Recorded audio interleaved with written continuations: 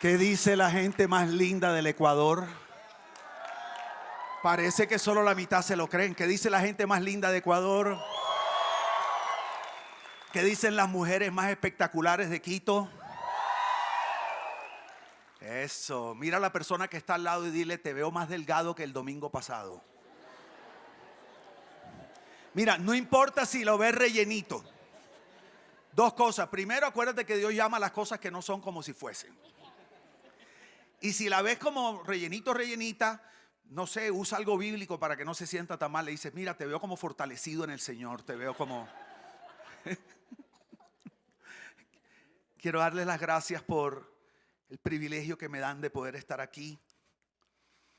Ha sido un fin de semana, no sé ni cómo describirlo, honestamente.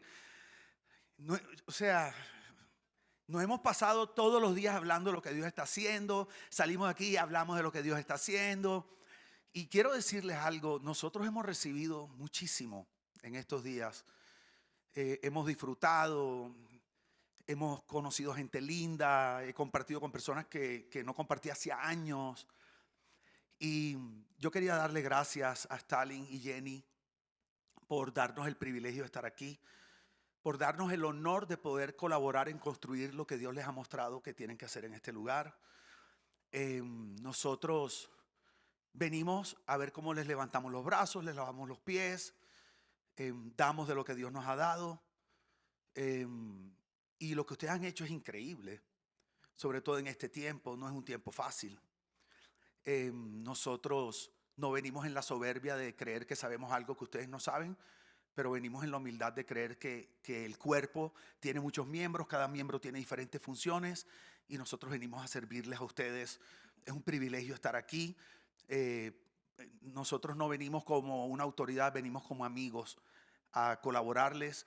Tienen una iglesia preciosa, tienen una iglesia con un ambiente de familia muy lindo, con un corazón extraordinario. Al fin de cuentas, la iglesia es una comunidad. Nosotros siempre podemos mejorar muchas cosas, pero en últimas, nunca permitir que la producción vaya por encima del sentido de comunidad. Si ves, una buena producción tiene que ayudar a enhance, como a fortalecer que seamos mejor comunidad. Pero ustedes tienen lo más importante y es el amor que se percibe en este lugar. Así que te felicito, Restauración Familiar, son un lugar precioso. Gracias por dejarnos estar aquí y espero que estén listos para recibir algo bien especial en esta mañana. ¿Cuántos están listos? Eso es. También quiero darle gracias a Ger, a Lala, a Daniel, a Josué y a Génesis, porque hemos recibido mucho en estos días. La enseñanza de anoche de Josué fue una cosa. También quiero darle gracias a Dios por el ministerio de alabanza de esta casa. Veo el esfuerzo que están haciendo. ¿Cuántos le dan un aplauso a Dios por la alabanza de esta casa? Y bueno, yo tengo más de 30 años predicando, y perdonen que me quise poner abajo, pero a mí me gusta mucho estar cerca de la gente. Si ustedes ven los videos de Iglesia Miami, yo estoy casi que pegadito a todo el mundo. Y esto a mí como que me alimento de eso. Me gusta sentir como lo que siente el corazón de ustedes, así que por eso estoy aquí. Y como ustedes están para arriba, todo el mundo me ve, ¿verdad que sí? Eso, lástima que no ven estos pantalones, que es una cosa increíble que me puse hoy, pero bueno. ¿Ya viste? Ya viste, ¿ah? Eso sí te puedo ir enseñando, ¿oíste? Bueno, yo llevo más de 30 años predicando por muchos lugares. Y una vez me pasó, ahí está la luz. Tranquilos, la planta. Vayan, el equipo voluntario, vayan preparando el equipo express. Ok, ¿me oyen ahí, verdad? Ok, no se distraigan, tranquilo que aquí le damos. Ok, y no es un demonio, es la bomba de gasolina de la planta que está fallando. Sí, porque no falta el que empiece a reprender. Ok, yo creo en la guerra espiritual, pero no, es la bomba de gasolina de diésel de la planta. Y una vez me pasó algo tremendo. Estaba en un museo. A mí me gusta mucho el arte. Crecí en medio de libros de arte. Mi mamá pinta. Vengo de una familia muy creativa, compositores musicales. Entonces siempre que viajo me gusta ir a ver museos y cosas así. Y estábamos en Francia, en París, en el Museo del Louvre, primera vez que iba. Y había un cuadro enorme. O sea, era una pared gigante.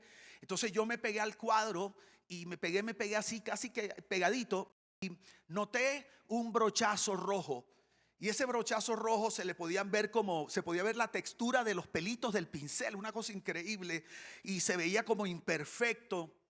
Y cuando yo vi eso, yo dije, wow, pero esto es como imperfecto. Y empecé como a criticar al pintor que había hecho eso, al artista. Dije, pero este hombre como que le faltó un poquito de clase de técnica, tú sabes. Y entonces yo dije, ¿cómo ponen una obra de este hombre aquí en este museo tan reconocido?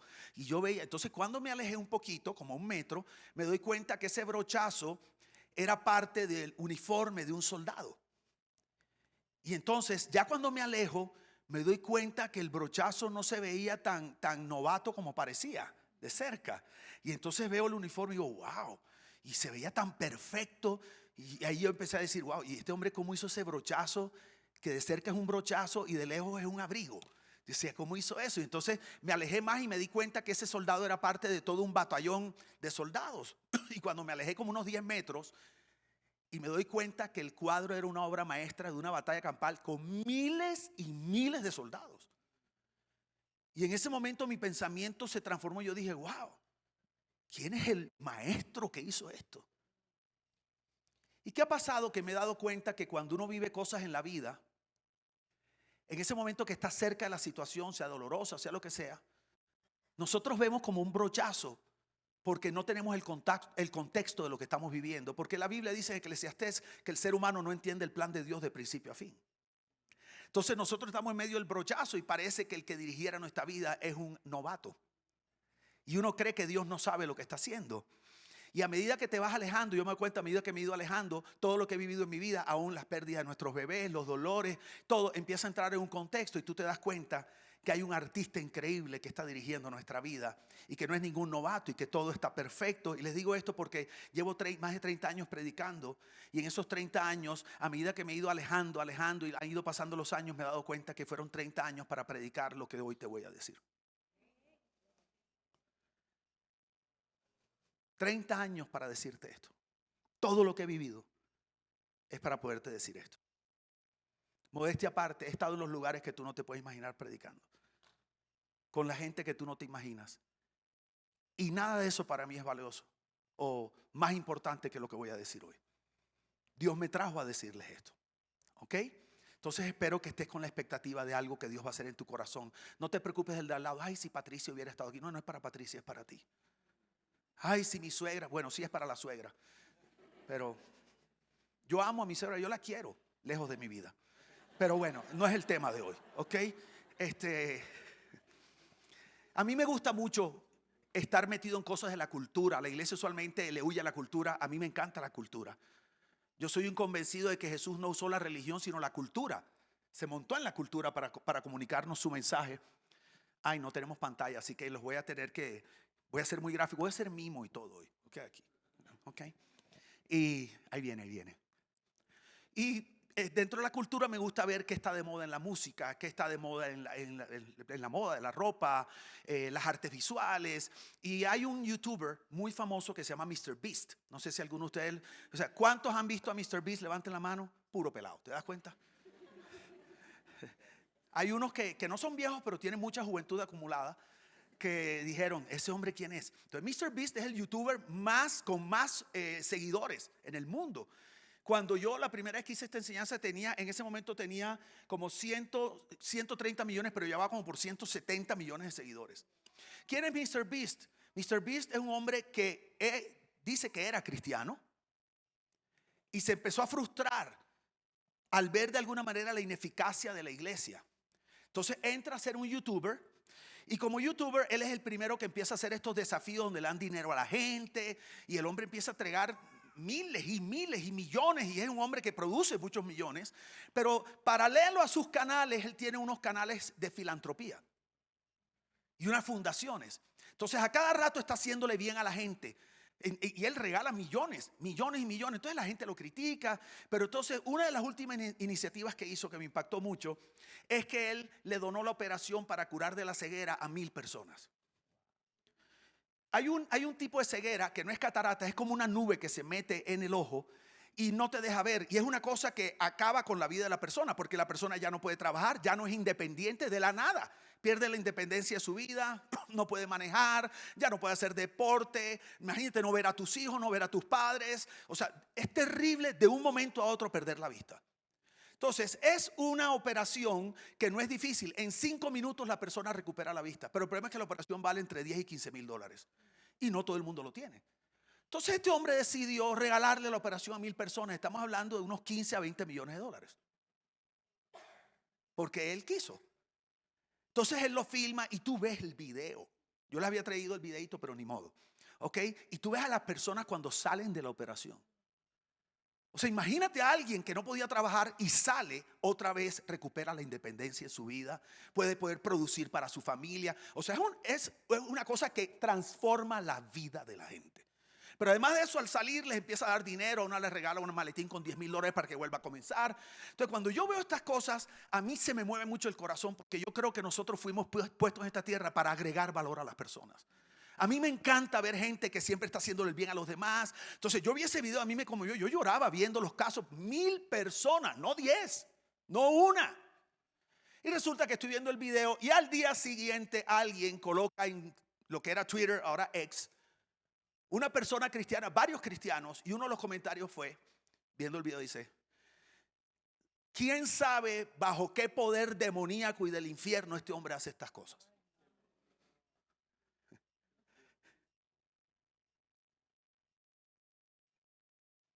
Entonces, cuando yo leí eso, como no me podía meter en la pantalla y matar a esa persona, lo cual lo deseé, pero no lo hice, no se preocupen. Yo me pregunté, ¿qué lleva a los seguidores de Cristo a actuar de esta manera? Oye esta pregunta: ¿por qué los cristianos a veces somos tan inhumanos? Di conmigo, ¿por qué los cristianos a veces somos tan inhumanos?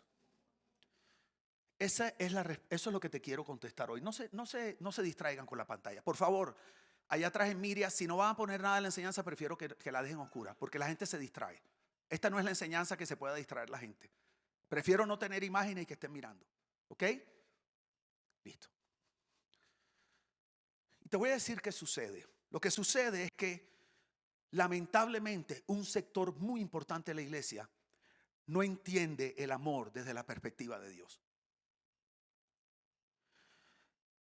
¿Qué pasa? Que vemos el amor, lo usamos y lo valoramos diferente a como Dios lo ve. Colocamos el amor en el lugar equivocado dentro de las prioridades que le deberíamos dar dentro de lo que nosotros llamamos espiritualidad. Esto es muy importante. Dios me ha estado hablando mucho de esto y me recordé aquel pasaje que dice, ten cuidado, o sea, dice, con la vara que mides, serás medido. La palabra vara en el griego es la palabra metrón y era como una regla. Todo lo que está diciendo, la unidad de medición que tú usas para medir a otros, con esa misma te van a medir a ti. Entonces el Señor me enseñaba que los pastores somos los que definimos qué vara la iglesia usa para medir su espiritualidad. Si yo me paro aquí y empiezo a hablar de condenación y que el que no diezma tal cosa y el que tal, el que no apoya, esa es la vara que yo le estoy dando a la iglesia. Entonces la iglesia va a medirse a sí misma su espiritualidad de acuerdo a la vara que yo pongo desde aquí. Entonces yo he entendido que es muy importante que nosotros tengamos la vara correcta de cómo Dios mide la espiritualidad. Entonces hoy vamos a ver en el ranking de Dios dónde está el amor. Cuando yo era pequeño, hace unos 2 o 3 años atrás, cuando era joven, daba un programa que se llamaba American Top 40, todavía lo dan. Y eran las 40 canciones más populares. Y lo hacía una persona que se llamaba Casey Kasem. Welcome to American Top 40. Y yo vivía en Barranquilla, pero entonces estaba de moda que uno escuchara música americana. Entonces cuando alguien venía a Miami, yo iba a Miami o algo, yo grababa cassettes, se me fue la cédula por ahí, grababa cassettes, ¿verdad? Y entonces los ponía con propaganda y todo, porque lo cool era que se oyeran las propagandas como si estuvieras en Miami. Entonces te estaba oyendo tal, y de pronto Burger King, entonces tú ibas en el carro, entonces él te decía, wow, este man como que ha ido a Miami. Entonces ponían las canciones más populares. Entonces Dios tiene un ranking. Dios tiene un ranking con respecto a lo que Él considera una verdadera espiritualidad. Entonces hoy te voy a hablar un poco de ese ranking. Cualquier parecido con la realidad es pura coincidencia. Dile al de al lado, dile, hoy no están hablando de ti, sino de la persona que está sentada al lado de ti. Dile, es muy bien. Entonces, vamos a ir a un pasaje muy importante. Ya van a ver la vuelta. Necesito que me digan el tiempo. Ok, ¿cuánto me queda? 30 minutos. Ok, listo. Apretar. No, porque pues yo quiero escuchar a este hombre. Olvídate. O sea, ustedes son los únicos que van a recibir hoy, pues. Y yo no. ¿Ah? No, nada, olvídate. Mira cómo dice 1 Corintios 13:1 dice. Ustedes conocen ese pasaje. Si no tengo amor, de nada me sirve hablar todos los idiomas del mundo y hasta el idioma de los ángeles. ¿A qué se refiere? Se refiere, qué chévere, se refiere al famoso hablar en otras lenguas. ¿Saben a lo que me estoy refiriendo? Ok, en el ranking espiritual de la iglesia y de algunas vertientes o corrientes de la iglesia, hablar en lengua es número 1. Y si tú no hablas en lengua, estás frito. Y le enseñan a la gente a hablar en lengua. Repite conmigo, por favor. Dígame, teacher. Rambo saca la bazuca. Rambo saca la bazuca. Y entonces le enseñan a la gente a hablar en lenguas. Quema rama seca. Tú sabes, todas esas cosas. Y yo creo en hablar en otras lenguas y yo creo en los dones del Espíritu. Pero ¿cuál es el problema? Si salta la banca larga, todo eso. Yo creo en todo eso. Pero ¿cuál es el problema? El problema es cuando le damos el lugar equivocado en el ranking de espiritualidad. Entonces, hay iglesias donde en el metrón las lenguas están primero.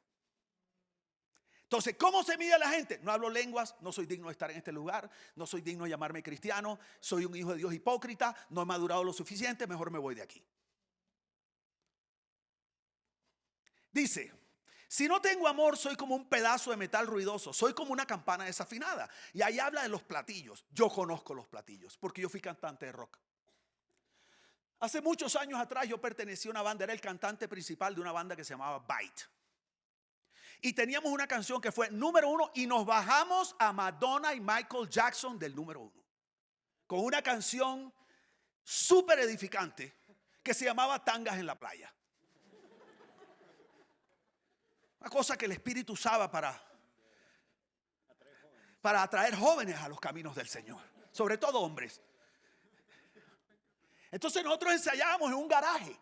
Porque todas las bandas ensayan en un garaje. Las bandas que se respeten. Hoy ensayan en un estudio. Nosotros ensayamos en un garaje. Pero en el garaje no cabíamos. Entonces yo tenía el bajista, me metía la cabeza el bajo por aquí por la costilla.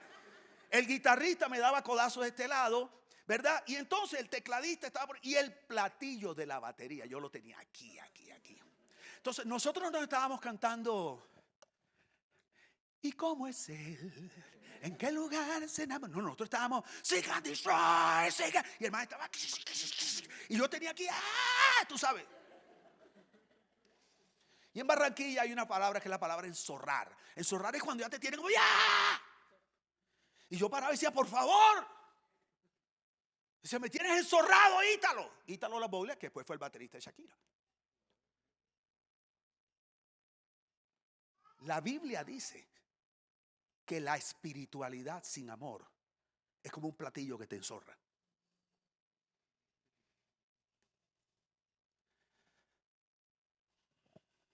Si no tengo amor, de nada me sirve hablar de parte de Dios y conocer sus planes secretos.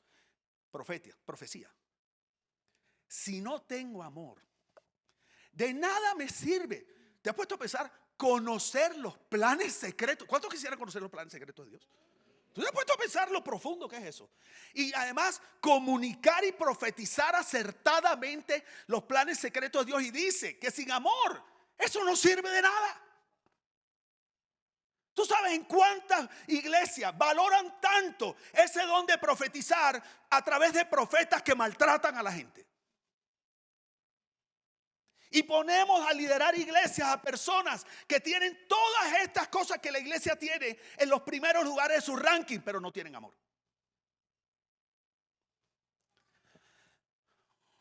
De nada me sirve que mi confianza en Dios me haga mover montañas. Wow.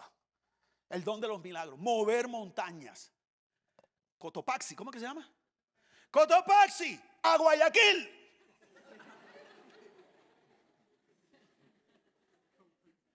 Lo que está diciendo el Espíritu Santo es, los milagros sin amor no valen de nada. Son como un platillo en el oído que te enzorra, que te tortura, que te martiriza. quiero que entiendas que eso es lo que la gente de afuera percibe de la iglesia. Y nos preguntamos por qué no vienen, o por qué no nos quieren oír. Porque nadie quiere oír por horas a un platillo.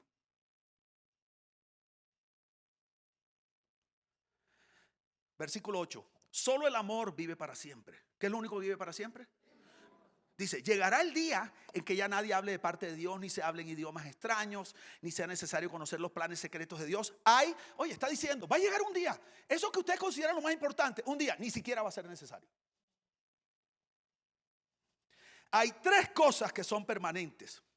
En una palabra dice la fe, la esperanza y el amor. Pero mira esta versión que linda, dice la confianza en Dios, la seguridad de que Él cumplirá sus promesas y el amor. De estas tres, la más importante es el amor.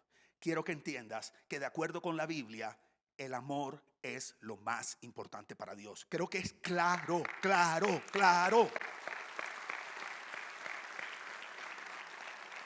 Entonces, no en el American Top 40, en el Heaven Top 40, lo número uno es el amor. Y abajo, pero bueno, abajito está la fe y la esperanza. Y después muy abajo, está todo lo que la iglesia tiene. Muy arriba y muy arriba. Esto tiene que ver con un concepto teológico que se llama la preeminencia del amor. Por eso en la Biblia pone la preeminencia del amor. Y no sé si te has dado cuenta que 1 Corintios 13 está después de 1 Corintios 12. Pregunta, aquí los que más o menos estudian, ¿de qué trata 1 Corintios 12? De los dones.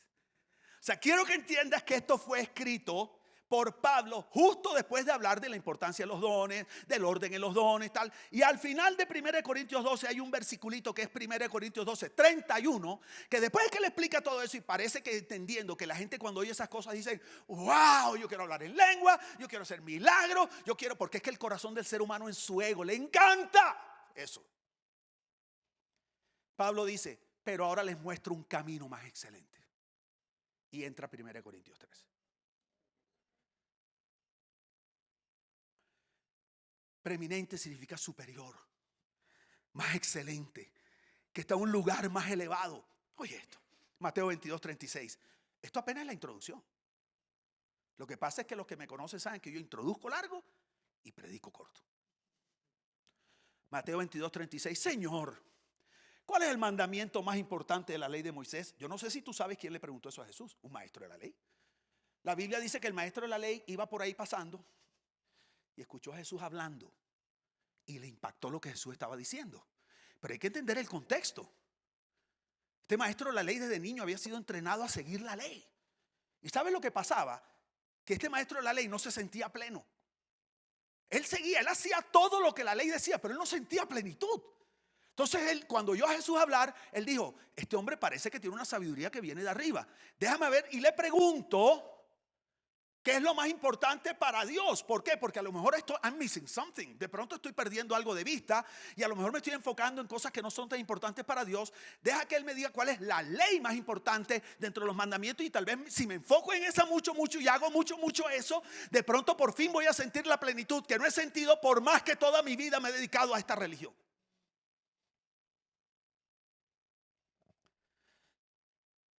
¿Cuál es el mandamiento más importante de la ley de Moisés? Jesús respondió, amarás al Señor tu Dios con todo tu corazón, con toda tu alma y con toda tu mente. Esto suena parecido al primer mandamiento. Me imagino que ahí el maestro de la ley dijo, claro, that's it. Pero Jesús no se quedó ahí. Jesús le añadió algo a ese mandamiento. Porque si Jesús lo deja ahí, el judío pensaría que la ley y seguir la ley es amar a Dios con toda tu mente, con todo tu corazón. Es orarle, es diezmar, es tal cosa, es ir a la sinagoga, es guardar el sábado, es guardar. Entonces Jesús le dice, el segundo es similar, como queriendo decir, tú no puedes entender el primero si no conoces el segundo. El segundo es similar, amarás a tu prójimo con el mismo amor con que te amas a ti mismo. Los demás mandamientos y demandas de los profetas se resumen en estos dos mandamientos que he mencionado. El que los cumpla estará cumpliendo todos los demás. En el ranking de Dios, el amor es lo primero.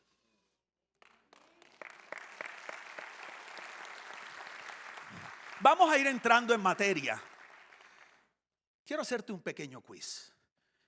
De acuerdo con Dios y la espiritualidad de Dios, ¿qué es lo primero? ¿Qué es lo primero? Muy bien, o sea, pasaron el quiz, 100, carita feliz. Ya que entendieron la introducción, vamos a la prédica. Juan 13:33. Este es Jesús hablando, quiero que escuchen. Ay, Dios mío. Mis amados amigos, dentro de poco ya no estaré más con ustedes. Me buscarán, pero no me encontrarán. Les digo a ustedes lo mismo que les dije a los jefes judíos. No pueden ir a donde yo voy. Les doy un mandamiento nuevo. Ámense unos a otros. Ustedes deben amarse de la misma manera que yo los amo. Si me aman de verdad, entonces todos sabrán que ustedes son mis seguidores. Jesús les está diciendo, tenemos un problema. Que me tengo que ir. Ay, ¿cuál es el problema? Que hay gente que todavía me está buscando y me necesita. Pero yo me tengo que ir. O sea, hay mucha necesidad. Y hay otro problema, que donde yo voy no pueden ir. Entonces la gente me necesita, pero ya me tengo que ir. Y a donde voy no pueden ir. Necesitamos hacer algo. Ya sé. Un mandamiento nuevo les doy. Que se amen los unos a los otros, como yo los he amado. Porque si ustedes hacen eso, es como si yo todavía estuviera aquí. Sabrán que son mis discípulos. Entonces, la manera de yo poder seguir estando entre ustedes, porque les recuerdo, todavía me están buscando, todavía me necesitan, pero yo me tengo que ir. Y a donde me voy, ustedes no pueden ir. ¿Cómo hacemos? ¿Cómo hacemos? Un mandamiento nuevo les doy.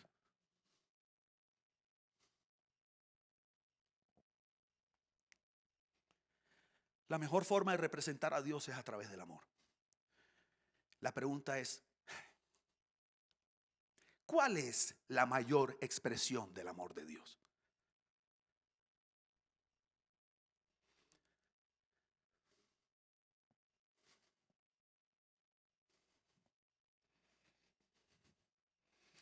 Juan 3:16, veamos lo que dice. Dios amó tanto a la gente de este mundo.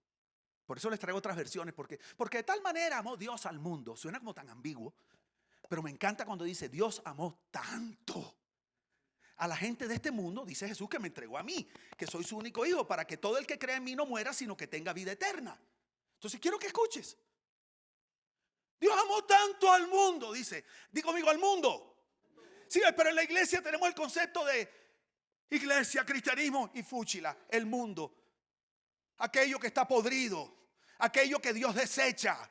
Y tenemos este concepto, como les hablé el jueves, como si la iglesia y el cristianismo fuera una burbuja, un hábitat que Dios creó para sacarnos del mundo, de eso que Él detesta, y podernos guardar en una cajita de cristal hasta que Cristo venga. Por favor.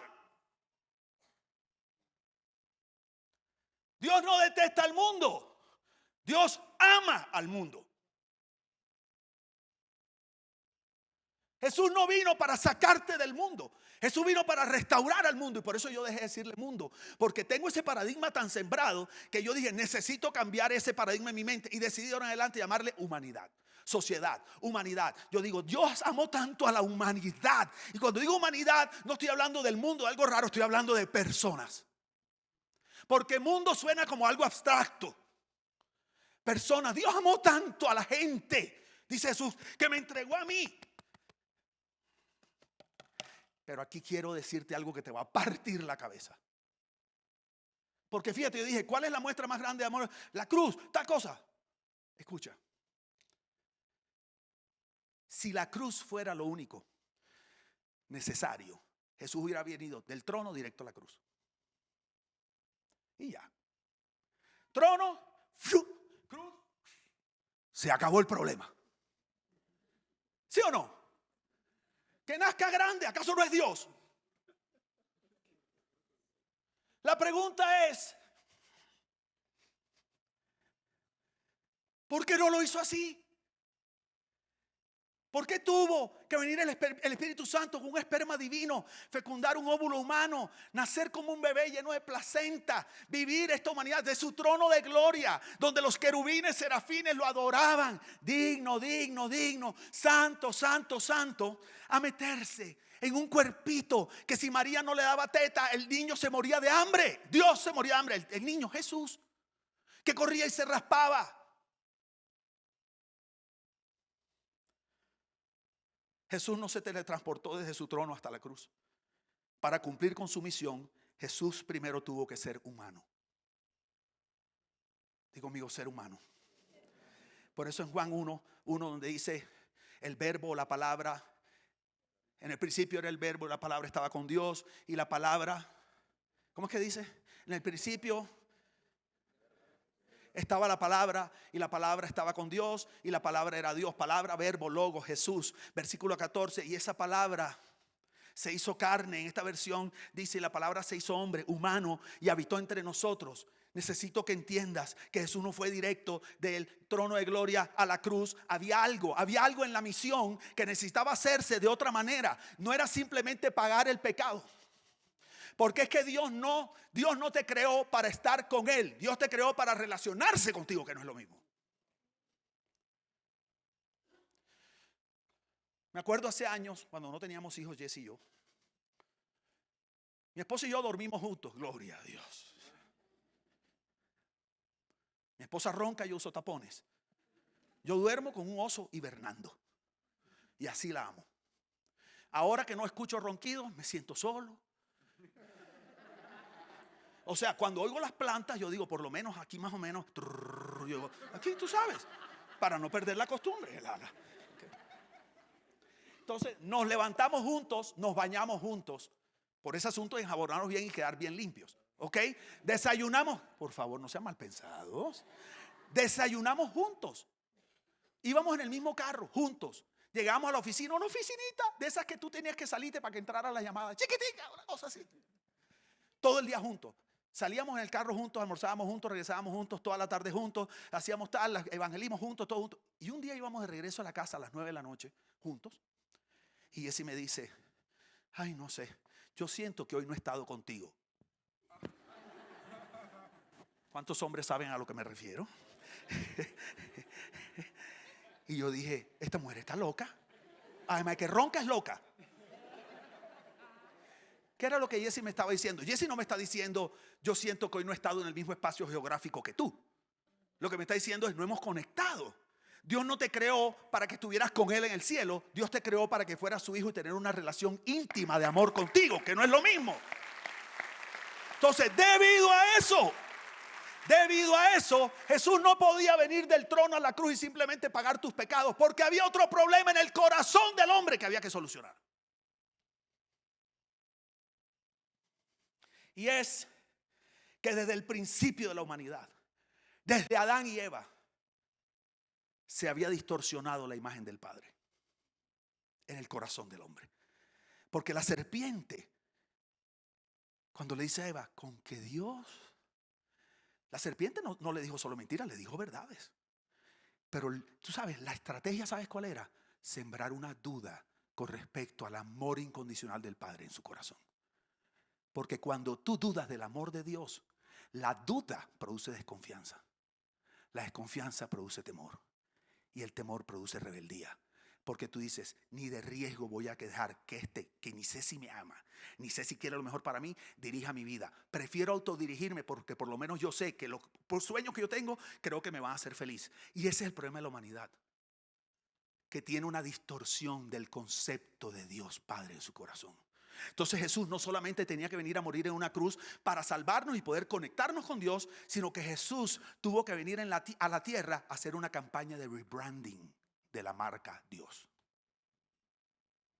¿Saben lo que es rebranding? ¿Quién aquí estudia marketing o algo así, o ventas? ¿Qué es rebranding? Ese es el branding. ¿Pero qué es rebranding? Es un cambio, es cuando hay una marca. Te voy a dar un ejemplo. Coca-Cola, años 80.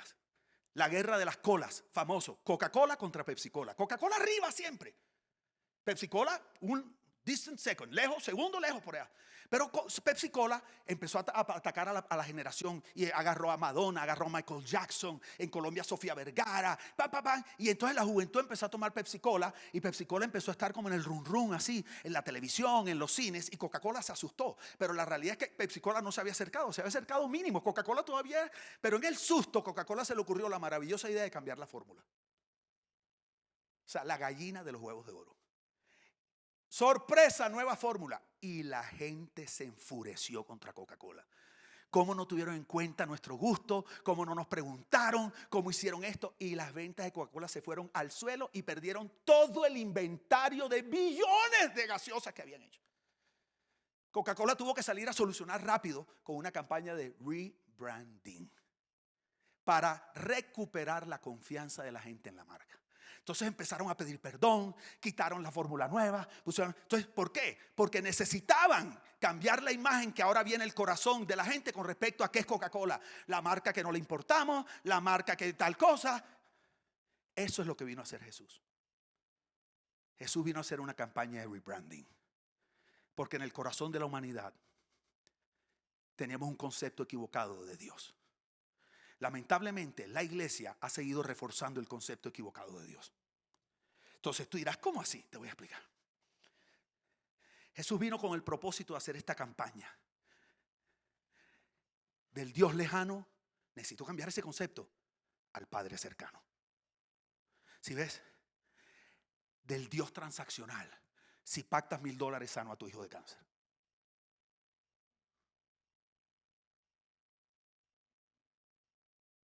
Al Padre relacional.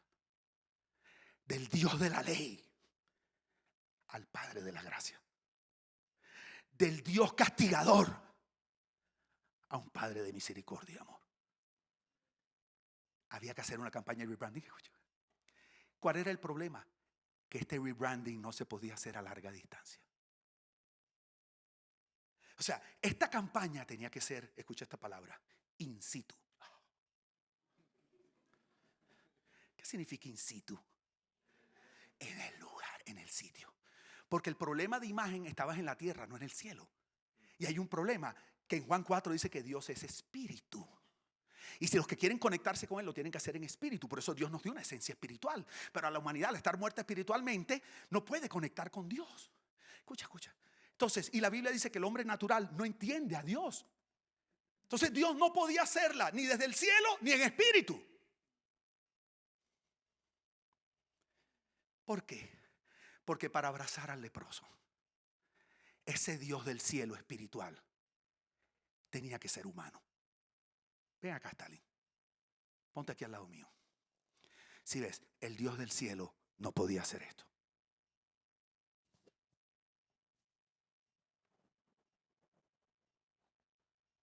Pero Él quería que los leprosos de la tierra entendieran que Él los amaba. Y que aunque los seres humanos los ponían a millas de distancia, que no podían ni mirar a los ojos a las personas, Él sí los amaba y Él los quería abrazar, pero no lo podía hacer desde el cielo. Entonces, para abrazarlo, tenía primero que ser humano. Por eso mi esposa a veces me dice, perdóneme el francés, agárrame la nalga, dame un beso, que Jesús a mí no me hace nada. Yo sé que Él me ama, pero el que está quiere. Y yo digo, está bien, yo voy a hacer esa labor, yo me sacrifico. Gracias. Escucha. Si hubiera sido Jesse, le agarro, pero a ti no te iba a agarrar la nalga. Ok. Escucha. Para consolar a la samaritana, no podía ser desde el cielo. Primero Él tenía que ser humano. Digo amigo humano. Escucha. Para cenar en la casa de Zaqueo y sentarse en la mesa con Zaqueo, no podía hacerlo desde el cielo. Para que Zaqueo, el rechazado, supiera que Dios lo amaba, Dios tenía que entrar a su casa. Dios no podía. Primero tenía que ser. O sea, para manifestar su amor a la humanidad, Dios necesitaba ser humano. La campaña de rebranding solo se podía lograr si Dios se hacía Cuando Jesús se hizo humano, se convirtió en la expresión real del amor de Dios en la tierra. Porque cada vez que Jesús abrazaba, el Padre abrazaba. Cuando Jesús consolaba, el Padre consolaba. Por eso Él decía: el que me ha visto a mí, ha visto a mi Padre. Tanto tiempo he estado contigo, Felipe, y no me conoces. Por eso la Biblia dice que Él es la imagen visible del Dios invisible. Entonces, hace años atrás, cuando todavía no me habían predicado el evangelio de la verdad de Apple y de Mac. ¿No lo conocen, el evangelio de la verdad de Mac? Con Steve Jobs, su profeta. Yo todavía andaba perdido en Windows, sin conocer la verdad. Y por años había preparado todas mis enseñanzas en Windows, cuyo sistema operativo es el MS-DOS. Lo sé porque yo estudié sistemas, hasta que me aguantaron 3 semestres y me botaron. Aclaro, no conocía del Señor. Y un día me predican de Mac y compro mi primera MacBook. O sea, yo vi la luz y yo dije, una MacBook. Y cuando yo abro mi primera MacBook y veo que se prende enseguida, que no hay propagandas, que no se congela, es como que y yo empecé a llorar y dije, de oídas te había oído, mas ahora mis ojos te ven. Y yo estaba emocionado, y esos primeros días emocionado, hasta que llegó el día que me tocó preparar mi primera enseñanza. Y en aquella época Mac no usaba Word, y yo había preparado miles de enseñanzas en Word, y yo sufro de TDAH. Y un man que sufre de TDAH, tú le cambias la crucecita para cerrarla de aquí a cerrarla de acá y se fregó. Y entonces abro Mac y busco el procesador y sale una vaina que viene del mismo vientre del infierno, inventado por Belcebú, que se llama Pages. Y yo dije, ¿quién se inventó, perdonen el francés, esta vaina? Y yo no podía hacer nada y me echo a llorar y decía, y ya me tocaba preparar la enseñanza. Y yo decía, yo estaba perdido, decía, ¿qué hago? ¿Qué hago? Y llamé a una persona que sabe, Otto, ¿te acuerdas? Otto, ven acá. Otto es el propio Kiki, ayúdame tal. Y Otto se puso a investigar y me llama como a las 3 horas y dice, pastor, te tengo la solución. ¿Qué es? Dice, salió un software que se llama Crossover. Y digo, ¿Crossover qué es eso? Y dice, esa es una interfaz. Digo, amigo, una interfaz. Dilo, una interfaz. Yo digo, una interfaz, ¿qué es eso? Me dice, esto es algo maravilloso, porque si tú le montas este software a tu Mac, tú le puedes montar programas de Windows de MS2, no programas de Word para Mac. Y lo montas y funciona. Y yo, no puede ser. Y yo lo monté, y cuando abrió el Word, yo no lo podía creer. Digo, amigo, una interfaz. ¿Sabes lo que es una interfaz? Escucha. Una interfaz es un dispositivo que permite que dos universos diferentes o sistemas operativos diferentes se comuniquen. Pero para eso tienen que hablar el idioma de ambos universos. Jesús fue la interfaz. Porque el Dios Espíritu necesitaba conectar con la humanidad natural, pero no podía. Y ese esperma divino espiritual, fecundado en ese óvulo natural humano, produjo el primer híbrido. El primer híbrido no fue el Prius de Toyota, fue Jesús. Y te tengo un versículo, espero que lo tengan allá atrás, 1 Timoteo 2:5. Oye cómo dice, y te lo traje en esta versión, pero ustedes lo conocen porque hay un solo Dios y un solo mediador entre Dios y los hombres, Jesucristo hombre. Pero mira esta, hay un Dios y un mediador. ¿Sabes lo que es la palabra mediador? ¿Qué dice? Y una interfaz, un solo interfaz, escucha, que puede reconciliar, si ves, el crossover, a la humanidad con Dios. Y es el hombre de la palabra antropos, hombre humano, Cristo Jesús, Mesías ungido. O sea, en Jesús estaban los dos sistemas operativos, el espiritual y el humano. Por eso dice que Dios estaba en Cristo reconciliando a la humanidad consigo mismo. Pero hay un problema. Cristo dijo, hay un problema. La interfaz dijo, hay un problema. Me tengo que ir. Pero la humanidad todavía necesita ser tocada por el Dios.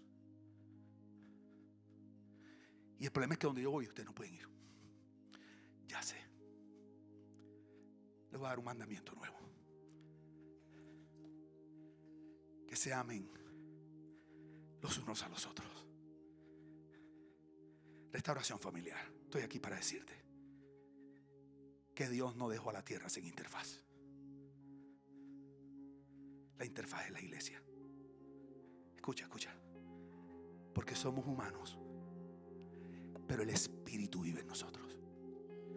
Tenemos conexión con el cielo o la dimensión, pero somos humanos. Pero hay un problema, que la iglesia nos ha hecho creer que ser humano es un pecado y nos ha querido convertir en solo espíritu y solo cultivar lo espiritual. Y por eso es que la iglesia no puede tocar a la humanidad, porque nos han querido quitar lo único que nos permite ser el interfaz que Dios necesita. Porque el Dios espíritu no puede abrazar a los leprosos. Todavía hay muchos leprosos en la tierra. Hay muchos de la comunidad LGTBI que no pueden venir, porque dicen: yo no conecto con esto, esto es muy espiritual. O sea, ¿qué es esto? Yo no me siento amado ni aceptado. ¿Y sabe lo que pasa? Que la iglesia va a la humanidad para robarle su humanidad. Entonces la gente dice: pero ¿por qué tengo que dejar de ser yo? O sea, me está robando la vida. Y Jesús dijo: nadie me quita mi vida, yo de mí mismo la pongo. Todavía hay muchas María Magdalenas, hay muchos Zaqueos, pero nosotros felices aquí metidos, los espirituales, viendo cómo nos sacudimos de lo mundano. O sea, de lo único que nos permite tocar a la gente y la razón por la cual Dios nos dejó en esta tierra.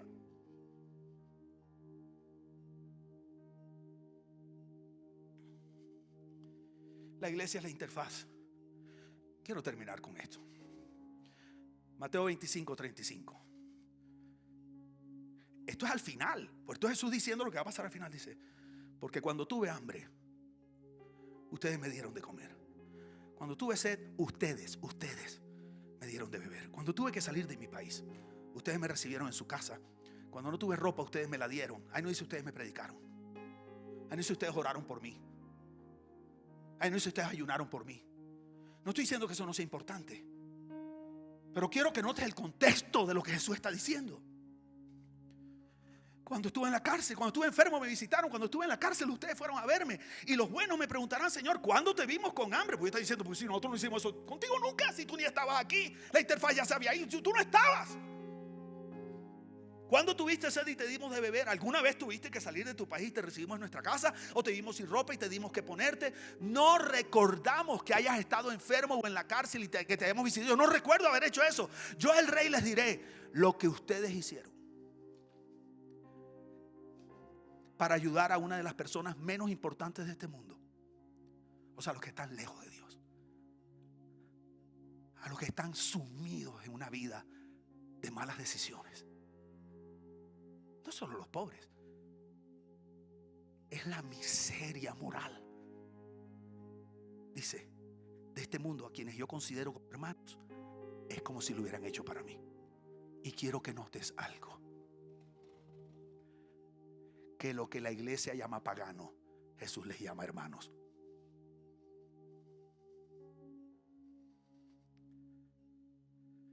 Quiero que notes que lo que la iglesia llama inmundo, pagano, Jesús le llama hermano. ¿Sabes cuál es la misión principal de la iglesia? Seguir haciendo a Dios humano. No es reunirnos a adorar. Es más, si la humanidad no se hubiera separado de Dios, el cristianismo no fuera necesario. Y un día no lo va a hacer. Como las lenguas no van a ser necesarias, las profecías no van a ser necesarias, los milagros no van a ser necesarios. Pero nuestra labor no es salvar a la gente,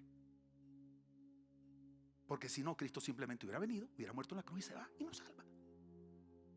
Nuestra labor es mostrarle a este mundo que hay un Padre bueno, misericordioso, que los ama aunque estén muertos en delitos y pecados. E ir y de verdad ser los brazos de Dios. Eso no es un cliché religioso. Necesitamos continuar la campaña de rebranding. Por eso esta enseñanza se llama Amor es ser humano. Dejemos de el vector ha estado al revés. Amor no es dejar de ser humano y ser cristiano. Amor es ser humano y seguir representando al Padre en esta tierra. Dios te bendiga, Restauración Familiar. Somos Restauración Familiar. Más que un lugar, es mi hogar.